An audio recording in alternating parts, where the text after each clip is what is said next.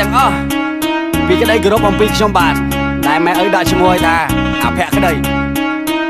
មករឿងណាហ្នឹងពីកាត់ក្បាលដំរូវមួកសង្កេតពីខ្ញុំមិនតាន់ពីមួយវគ្គទៅមួយវគ្គខ្ញុំពងរាយដូចជាមិនដើរបើស្រូបប្រយ័ត្នជាន់លើយកតាក់តាភាពពិតមិនកន្លែងមិនបំភាន់ស្ដាប់ឲ្យមានខ្លួនឆាប់ទៅរកកន្លែងពួនឲ្យចិត្តកុំបញ្ចេញមកទេកុំហែកគេខ្លួនឯងមកខ្មាស់គេច្រើនជាងនេះវាកែខ្លួនមិនតាន់ពេលកុំវងវែងនឹងកលេសឆាច់ជីវិតនេះខ្លីណាស់មកកុំប្រហែសហើយខ្ញុំខកជ្រៀងណាបើសិនជាត្រូវរឿងអីអាចយកដាក់ខ្លួនបានខ្ញុំអត់គិតថ្លៃទេវាកាត់ក្បាលដំរូវមួកមានមួកមិនសមក្បាលឈ្គន់នឹងទូនាទីអស់វិធីនឹងព្យាបាលងាប់មិនគួរឲ្យស្ដាយចំណាយពេលបើយមមកបាលអោក្អែកបន្លំហងដែលប្រឹងតម្រង់នៅចំពុះតារិចិត្តចិត្តដេរឆានសដានកែមិនឡើងសោះវាឆ្កែមិនហ៊ានខំព្រមានជំនាញតែខាងព្រុសហាមាត់ឲ្យតែបានវាចេះលើវាចេះស្ដាប់នៅចិត្តអញអីប្រកាសជា3កត់អូអានេះម្ដងវាឈួតម្ដងវាជា